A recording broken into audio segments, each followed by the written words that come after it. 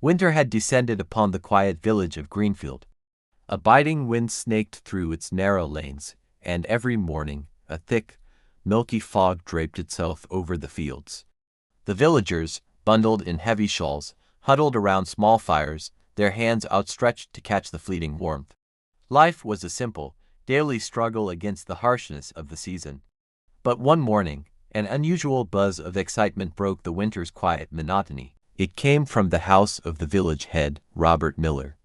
Decorations were being hastily strung up, large orders for sweets were placed, and helpers scurried back and forth, a flurry of activity. "Why is nothing finished yet?" Robert's wife, Martha, scolded, her voice sharp with impatience. "He could be here any minute. Relax, my dear," Robert replied with a lazy wave of his hand. "There's plenty of time." Martha shot him a disapproving look. "You haven't even bathed in 5 days. The whole village knows." The helpers, overhearing this, couldn't stifle their laughter. Just then, the distinct sound of a car engine cut through the morning air. "Dad," Robert and Martha froze. A young man with a bright smile stepped out of the car. It was their son, Ryan Miller, who lived and worked in America. He ran straight into their open arms, and the house was suddenly filled with a warmth that had nothing to do with the fire.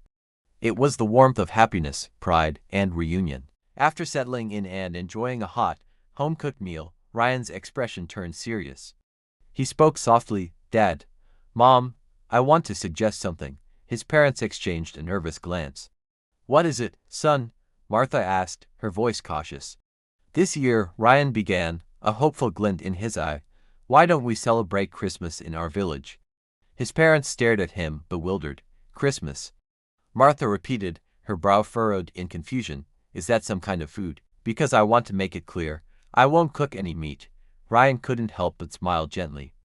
"No, Mom, it's a festival, a time when families come together.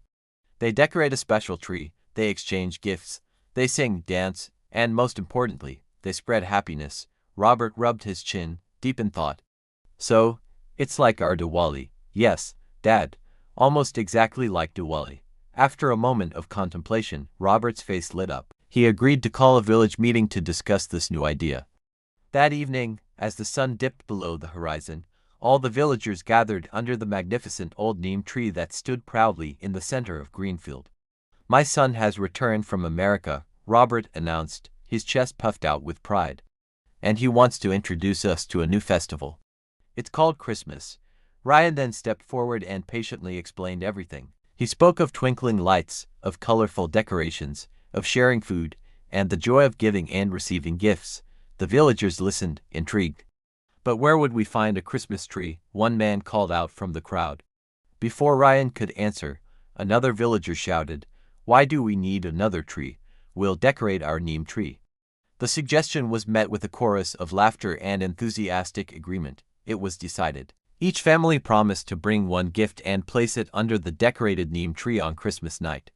But hidden in the shadows behind the tree, a poor woman named Pauline watched the proceedings. Her eyes, unlike the others, didn't shine with excitement. They shone with something else entirely: desperate need. The very next day, a magical transformation swept through Greenfield. The village sparkled with lights, colorful decorations fluttered from every home, and the grand old neem tree was adorned so beautifully, it looked like a bride on her wedding day. One by one, the villagers came and placed their gifts under its sprawling branches. There were warm blankets, new clothes, and bundles of food. George, a mischievous young man, even led his best buffalo and tied it gently near the tree as his contribution. To ensure the safety of this growing pile of treasures, a guard named Nolan was appointed to keep watch through the night. As the hours of the night crept by, Nolan grew sleepy. The cold air made him uncomfortable. "I'll just quickly go to the bathroom and be right back," he muttered to himself, stretching his stiff limbs. It was a small decision, a brief moment of carelessness. But that one mistake was about to change everything. The next morning, the peaceful silence of Greenfield was shattered by loud, panicked cries. "All the gifts are gone. Someone stole everything. Even my buffalo is missing." A wave of shock and disbelief washed over the villagers as they gathered around the neem tree. It stood bare, stripped of all its decorations and the precious gifts that had been placed beneath it. Fear and anger spread through the crowd like wildfire. Groups of villagers immediately began searching the surrounding areas. One group made their way towards a poor, makeshift settlement on the edge of the forest. As they approached, what they saw brought them to a sudden halt. Children who were usually in rags were wearing new, clean clothes. Thin, frail bodies were wrapped snugly in warm blankets. The ground was littered with colorful gift wrappers. Pauline, the woman who had watched from the shadows, stepped forward, her hands folded in supplication. "Yes, we took the gifts," she admitted, her voice barely a whisper. "Our children hadn't eaten a proper meal in 2 days. They had never worn new clothes in their entire lives.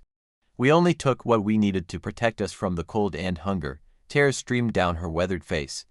"If you want," she continued, her voice trembling, "you can take everything back. But please, I beg you, don't take the clothes off our children's backs." A profound silence fell over the villagers. The anger that had been burning just moments before began to cool, replaced by a feeling they couldn't quite name. Robert Miller looked around at the settlement. He saw the torn clothes and broken shoes that had been cast aside. He saw the hollow cheeks and hungry eyes. He saw desperation, but he also saw the pure, unadulterated joy on the children's faces. He took a deep breath, and his voice was firm and clear when he spoke. "These gifts belong to them now," not a single person objected. That evening, something truly beautiful happened in Greenfield. The villagers and the people from the settlement came together. Food was shared not just between neighbors, but between strangers who were now friends. Laughter and conversation filled the air, and for the first time, everyone felt equal. Watching the scene unfold, Ryan turned to his father and said quietly, "Dad, this is the true meaning of Christmas." Robert placed a proud hand on his son's shoulder.